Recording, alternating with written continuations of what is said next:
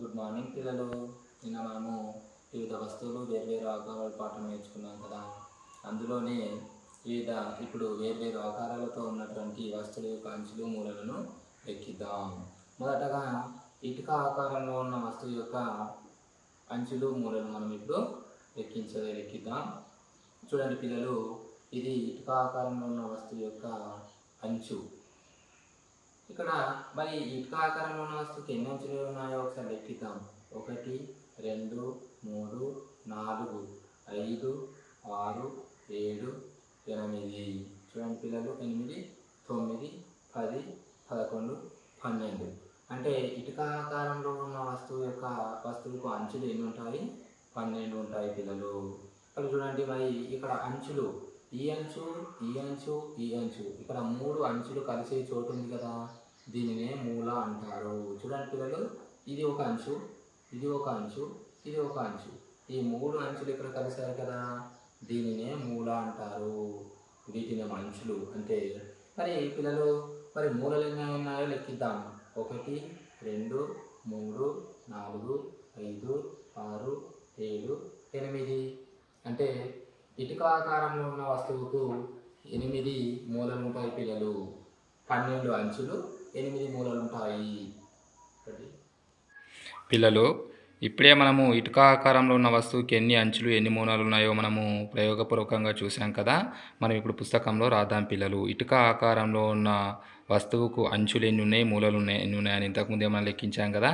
ఇటుక ఆకారంలో ఉన్న వస్తువుకు అంచులు 12 ఉంటాయి పిల్లలు, మూలలు 8 ఉంటాయని మనం ఇంతకుముందే నేర్చుకున్నాం కదా. అదేవిధంగా పెట్టె కూడా ఇటుక ఆకారంలో ఉన్నది. దీనికి కూడా అంచులు 12 ఉంటాయి, మూలలు 8 ఉంటాయి పిల్లలు. పాచిక ఆకారం గల వస్తువుకు ఎన్ని ముఖాలు అంటే ఎన్ని మూలలు ఎన్ని అంచులు ఉంటాయో ఒకసారి మనం చూద్దాం. చూడండి పిల్లలు, ఇది పాచిక ఆకారం గల వస్తువు. మరి ఈ పాచిక ఆకారం గల వస్తువుకు ఇది అంచులు పిల్లలు. అంచులు ఎన్ని ఉన్నాయో ఒకసారి లెక్కిద్దాం.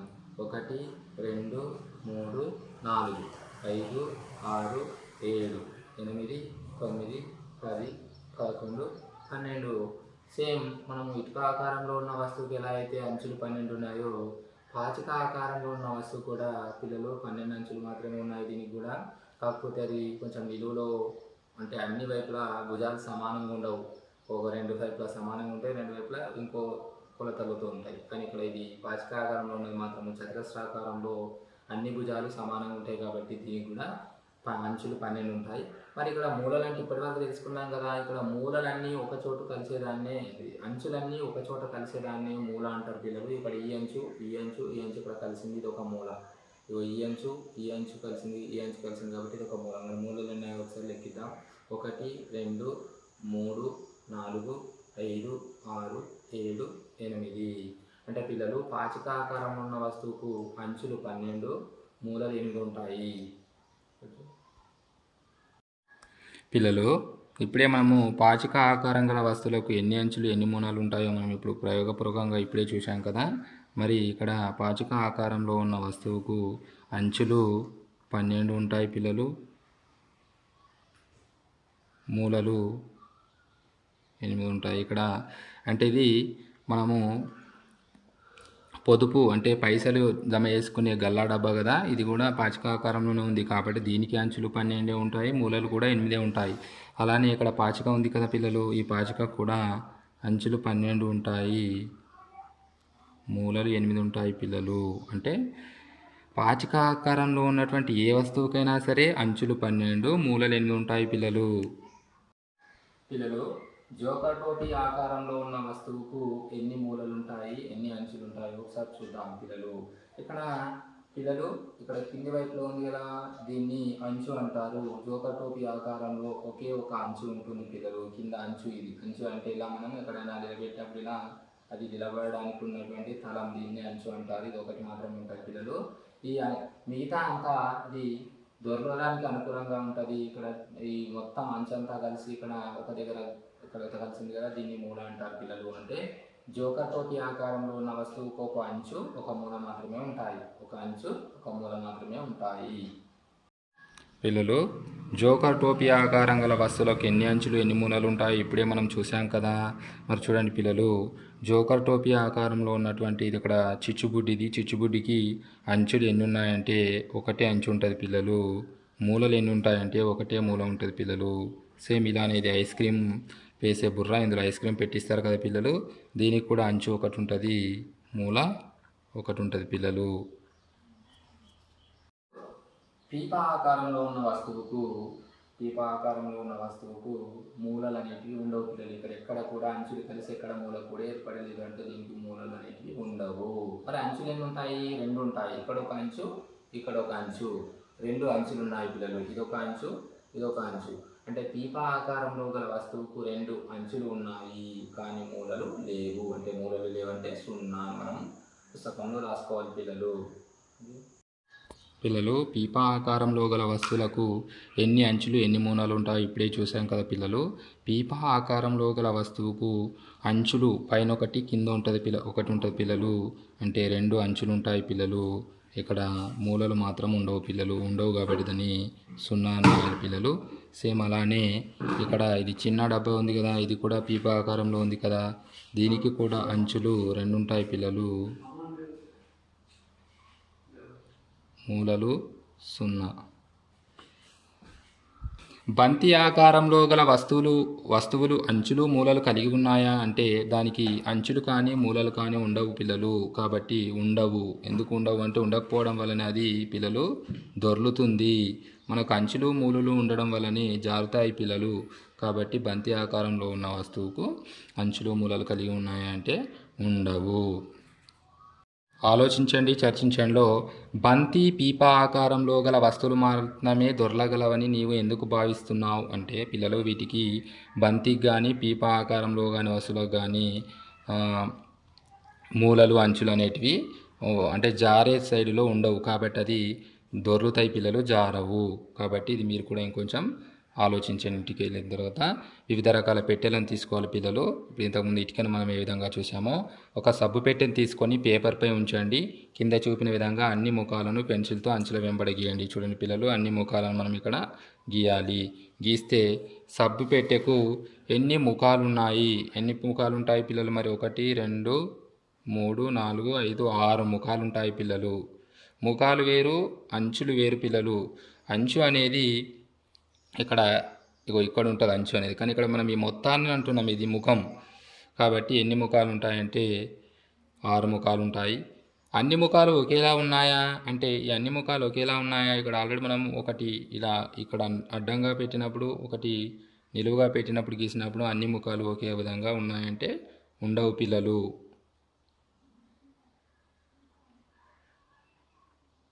ఉండవు పిల్లలు. ఇప్పుడు సబ్బు పెట్టెను జాగ్రత్తగా అంచుల వెంబడ తెరవండి. అది కింద చూపిన ఆకారంలాగా అగిపిస్తుందా అంటే అగిపెట్టె లోపల ఉంటుంది కదా పిల్లలు, అగిపెట్టె పైనదైనా సరే మొత్తం దాన్ని చించి ఒక సైడ్ మాత్రమే చించి ఇలా తీస్తాం కదా, దీన్ని సబ్బు పెట్టె యొక్క వల రూపం అంటారు. ఇలాగే ఉంటుంది కదా పిల్లలు. దీన్ని మొత్తం మళ్ళీ ఒక సైడ్కి పెట్టేస్తే సబ్బు పెట్టెలాగానే వస్తుంది పిల్లలు. ఇక్కడ చూడండి, టూత్పేస్ట్ పెట్టెను తెరిచినప్పుడు కింద ఇచ్చిన ఏ వల రూపంలో ఉంటుంది. ఇప్పుడు టూత్పేస్ట్ని తెరిచామనుకోండి, అది కింద చూపిన ఏ వల రూపంలో ఉంటుంది అంటే ఈ వల రూపంలో ఉంటుందా, ఈ వల రూపంలో ఉంటుందా, ఈ వల రూపంలో ఉంటుంది. అంటే మళ్ళీ ఈ వల రూపాన్ని మనం ఇంతకుముందు చేసామంటే ఈ వల రూపాన్ని మనం మళ్ళీ ఒక సైడ్కు పెడితే ఇలా టూత్పేస్ట్ ఆకారంలో రావాలి. మరి ఇక్కడ ఇచ్చిన మూడిట్లో ఏ వల రూపం టూత్పేస్ట్ వస్తుందంటే చూడండి పిల్లలు, ఇక్కడ మూడవది ఉంది కదా, ఇదే ఈ టూత్పేస్ట్ యొక్క వల రూపం ఈ విధంగానే వస్తుంది పిల్లలు. మరి ఇవి చేయండి. ఇది కంపల్సరీగా మీరు మనం ఈ పాఠం చూస్తున్నాం కదా పిల్లలు, ఈ పాఠం అయిపోగానే ఇక్కడ ఇవి చేయండిలో టూత్పేస్ట్ పెట్టే, మిఠాయి డబ్బా, చెప్పుల డబ్బా మొదలైన వాటిని సేకరించండి. వాటిని తెరవండి. వీటి యొక్క వల రూపాలను మీ నోట్బుక్లో గీయండి. వాటిని తెరిచిన తర్వాత అది ఏ వల రూపంలో ఉందనేది చేత్తో గీసి నాకు చూపించాలి పిల్లలు. చూపిస్తారు కదా. పాచికతో ఆడుదాం. ఒక పాచికను తీసుకోండి, పేపర్పై ఉంచండి. అన్ని ముఖాలను బొమ్మలో చూపిన విధంగా గీయండి. మరి పాచికకు ఎన్ని ముఖాలను కలిగి ఉంటుంది పిల్లలు? పాచిక ఎన్ని ముఖాలను కలిగి ఉంటుందంటే 1 2 3 4 5 6 ముఖాలను కలిగి ఉంటుంది పిల్లలు.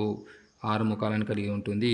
మరి పాచిక యొక్క అన్ని ముఖాలు ఒకే విధంగా ఉంటాయా అంటే ఉంటాయి. ఎందుకంటే ఈ పాచికకు అన్ని వైపులా తలాలనేటివి అంటే ముఖాలనేటివి సమానంగా ఉంటాయి పిల్లలు. మనం గీసిన తర్వాత చూడండి 6 ముఖాలు కూడా సమానంగా ఉంటాయి.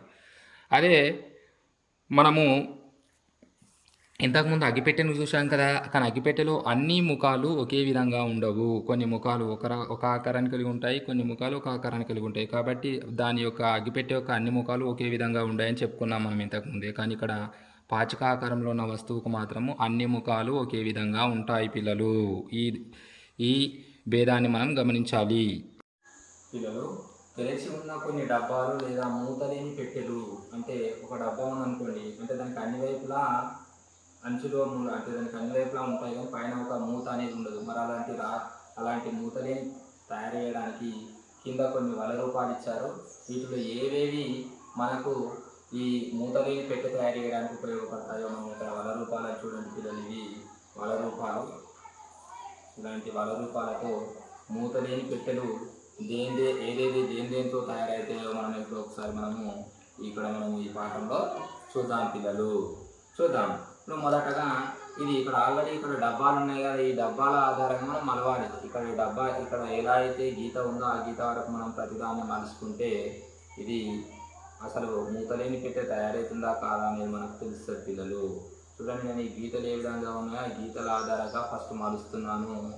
మలిచిన తర్వాత దీన్ని మనము మూతలేని పెట్టె అవుతుందో కాదో ఒకసారి చూద్దాం పిల్లలు. చూడండి, ఇక్కడ మలిచిన తర్వాత ఇలా మలుస్తున్నాను, ఇలా పెట్టాను. చూడండి పిల్లలు, ఇక్కడ మనకు మూతలేని పెట్టే కాకుండా ఏమైందంటే ఇక్కడ ఈ వల రూపం అంటే ఇక్కడ ఎక్స్ట్రా వచ్చింది. ఇది ఎక్కడ రావాలి? ఇక్కడ సైడ్ రావాలి, కానీ ఇక్కడ వచ్చింది. కాబట్టి ఈ వల రూపంతో మూతలేని పెట్టెను మనము తయారు చేయలేము. చూడండి, ఇది ఇక్కడ వచ్చింది, ఇది ఇక్కడ రావద్దు, ఇక్కడ వస్తే మూతలేని పెట్టె తయారవుతుంది. కాబట్టి ఈ వల రూపంతో మనము మూతలేని పెట్టెను తయారు చేయలేము. చూడండి పిల్లలు, ఇప్పుడు ఇంకొక వల రూపం ఇచ్చాడు ఇక్కడ. దీంతో మూతలేని పెట్టెను తయారు చేయొచ్చేమో. ఈ గీతల ఆధారంగా మనము మడత చేద్దాం. మడత చేసిన తర్వాత మనం ఒకసారి మూతలేని పెట్టె వస్తుందేమో చూద్దాం పిల్లలు. చూడండి, ఇక్కడ మలిశాను కదా, ఈ విధంగా మనము అన్నింటినీ ఇలా మలిస్తే చూడండి పిల్లలు, ఇది మూతలేని పెట్టె. అంటే అన్ని వైపులా ఉన్నది, కానీ ఒక సైడ్ మాత్రమే లేదు కదా. ఈ వల రూపంతో మనము మూతలేని పెట్టెను తయారు చేయొచ్చు. కాబట్టి పుస్తకంలో ఈ ఆకారంలో ఉన్నటువంటి వల రూపానికి టిక్ మార్క్ పెట్టుకోవాలి పిల్లలు. మరి ఈ వల రూపంతో తయారు చేయొచ్చేమో చూద్దాం. ఈ గీతలు ఏ విధంగా ఉన్నాయో అలా మలుచుకొని పెట్టుకోవాలి మనం. మలిచిన తర్వాత ఈ వల రూపంతో వస్తుందేమో చూద్దాం. చూడండి పిల్లలు, ఈ వల రూపంతో వచ్చింది, ఇలా ఇంతకుముందు లాగానే వచ్చింది. కానీ కింది వైపున పై వైపున ఖాళీ స్థలం ఉంది. మనకు కావాల్సింది ఇక్కడ ఉన్నటువంటి ఈ తలం అనేది కింది కన్నా పై కన్నా వస్తే మూతలేని పెట్టె అవుతుంది. కాబట్టి దీంతో ఈ ఆకారంతో మనం మూతలేని పెట్టే వల రూపాన్ని తయారు చేయలేము. కాబట్టి దీన్ని ఇంటూ మార్క్ కొట్టుకోవాలి పిల్లలు. మరి ఇప్పుడు ఈ వల రూపంతో మూతలేని పెట్టె వస్తుందో రాదో ఒకసారి చూద్దాం. మరి పిల్లలు, ఇలా గీతలు ఏ విధంగా అయితే గీసినాయో ఆ గీతల ఆధారంగా మనం మడత చేసుకోవాలి పిల్లలు. ఇగో చూడండి, ఇలా మడత పెట్టిన తర్వాత ఇలా మలవాలి. మలిచిన తర్వాత చూడండి పిల్లలు, ఇది మూతలేని పెట్టె తయారైంది. అంటే అన్ని వైపులా మనకి ఇక్కడ ఉంది డబ్బాలాగా తయారైంది. ఒక సైడ్ మాత్రమే లేదు మూతలేని పెట్టెలాగా. అంటే దీంతో ఈ వల రూపంతో మనం మూతలేని పెట్టెను తయారు చేయవచ్చు. కాబట్టి ఇలాంటి వల రూపం పుస్తకంలో ఉంటుంది కదా, దాన్ని రైట్ మార్క్ పెట్టుకోవాలి పిల్లలు. మరి ఈ వల రూపంతో చూద్దాం. ఈ వల రూపాన్ని కూడా మడత పెట్టేసి చూస్తే మనకు మూతలేని పెట్టే ఆకారం వస్తుందేమో చూద్దాం పిల్లలు. చూడండి పిల్లలు, ఈ వల రూపంతో కూడా పిల్లలు మూతలేని పెట్టే ఆకారం వచ్చింది పిల్లలు. చూడండి, ఈ వల రూపంతో కూడా అన్ని వైపులో వచ్చింది, ఒక సైడ్ మాత్రమే రాలేదు. కాబట్టి ఇలాంటి ఆకారంలో ఉన్న వల రూపానికి రైట్ మార్క్ పెట్టుకోవాలి పుస్తకంలో. తర్వాత ఇలాంటి వల రూపంతో మూతలేని పెట్టే ఆకారం వస్తుందేమో చూద్దాం పిల్లలు.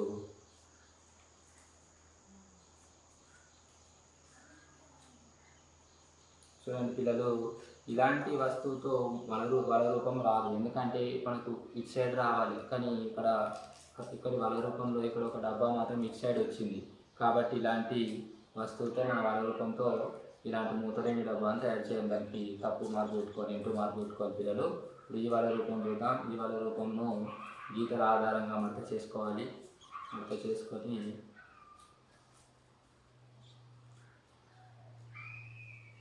చూడండి పిల్లలు, అంటే ఈ వల రూపంతో మూతాలేని పెట్టే ఆకారం వచ్చింది పిల్లలు. చూడండి, ఒక సైడ్ మాత్రమే రాలేదు, మిగతా అన్ని సైడ్లా వచ్చింది. కాబట్టి ఈ వల రూపంతో మూతాలేని పెట్టే ఆకారాన్ని తయారు చేయవచ్చు. పుస్తకంలో ఈ వల రూపానికి రైట్ మార్క్ పెట్టుకోవాలి పిల్లలు. మరి ఈ వల రూపంతో ఇది చివరిగా ఈ వల రూపంతో గీతల ఆధారంగా మనం అర్థం చేసుకొని ఈ వల రూపంతో మరి వస్తుందో రాదో ఒకసారి ప్రయత్నం చేద్దాం పిల్లలు.